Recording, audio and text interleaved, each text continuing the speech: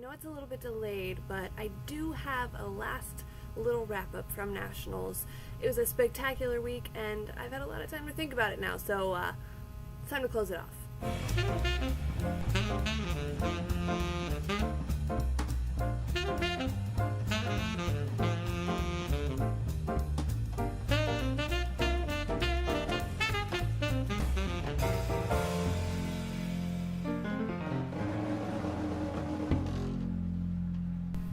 So I know that Nationals has been over for a little while now, but I'm going to blame it on my post-Nationals depression and say that that's why I haven't gotten a final review, final recap up yet. But with Four Continents just a little over a week away, I figure I better get on that so that we can close the book on Nationals and move on to the rest of the season.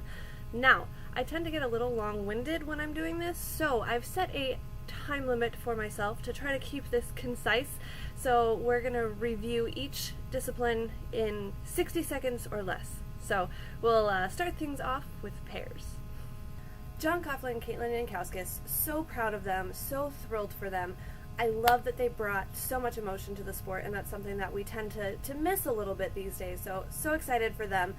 Amanda and Mark skated a really great competition as well. I love their lifts, probably some of the best in the world, and I love that they continue to push themselves to increase the difficulty in that area of their skating. I feel bad for Katie Denny and Jeremy Barrett that they missed the world team, but I feel like this might be a good thing for them in the long run because they came up so fast. Maybe this season will be one where they can kind of reevaluate and figure out the pieces that are still missing in their skating and improve from there. Mary Beth Marley and Rockne Brubaker, so happy to see Rockne back, and they have so much potential. 4th place here at Nationals this week, so much to look forward to. Another highlight, Becky Bearswell and Trevor Young, loved them, can't wait to see more of them in the future as well.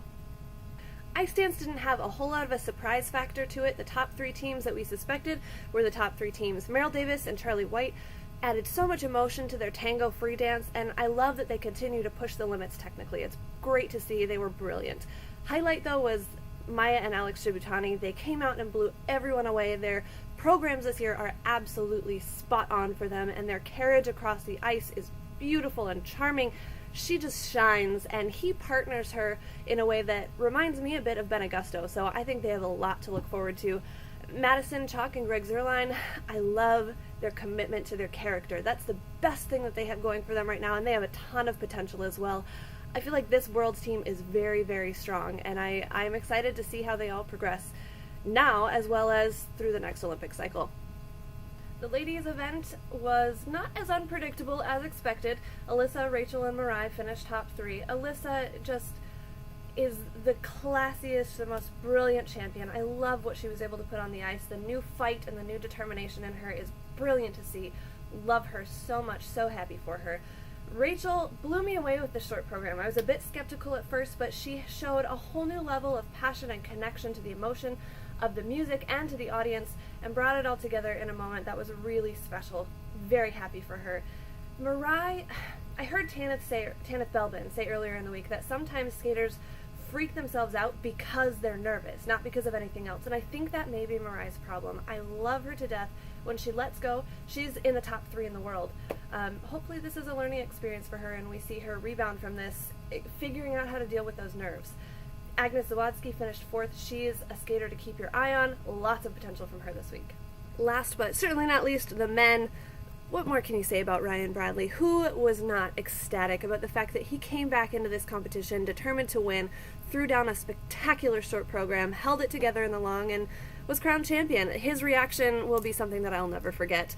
I'm sad for Jeremy Abbott and Adam Rapon as well as Brandon Rose, who everyone thought would be the top 3, but in a field as tough as this, it can't go everyone's way. And I'm also very, very excited for Ricky Dornbush and Ross Minor. They came into the long program and laid it down. They did everything they needed to do, and the character and the fun that this group of guys is going to have at Worlds is just brilliant. I'm a little concerned about the 3 spots, holding on to that, but that's not the only thing that's important, and the experience that they'll have is so valuable, and the future of men's figure skating in the U.S. is very, very bright, and the 2nd and 3rd place guys are definitely a part of it. Phew, that was harder than I expected. 60 seconds is not very long, so hopefully I didn't talk too fast for you to gather my thoughts, but I'm just so proud of all of the competitors this week. I was thinking back on it after the week was over, and I don't remember a nationals that I've watched and had so much fun. Everyone was so great, and there was such a great energy and such a great competitive atmosphere, and I wasn't even in Greensboro. I can only imagine what it was there, but I was so happy for every single one of the medalists, and all of the champions were champions that I would have chosen if I was choosing, so it was a good week for me. I know that a lot of people that follow me on Twitter and on YouTube and on my blog were also there and have said that it was just a spectacular week as well. Ending up with the exhibition that just aired this past Saturday, that exhibition was probably one of the best I've seen in a very long time. It was so good, so many incredible performances, and everyone just looked so thrilled to be there. It was just great. It was really great. One quick side note, all of the younger competitors from novice through junior were so great as well. There were so many potential Olympic champions in the mix. You gotta tip your hat to little Nathan Chen from Salt Lake City. If you've read my blog, you know that there's a little connection there. I watched him when he was a 4-year-old just learning to skate, and so it thrills me to see him skating so well. He has so much potential. I can't wait to see him continue. Hopefully he stays healthy, and he still loves to skate. Hannah Miller and so many skaters just came out and blew everyone away in the junior and novice levels. So the future of U.S. skating, I believe, is in good hands, and we have a lot to look forward to in the next couple of years.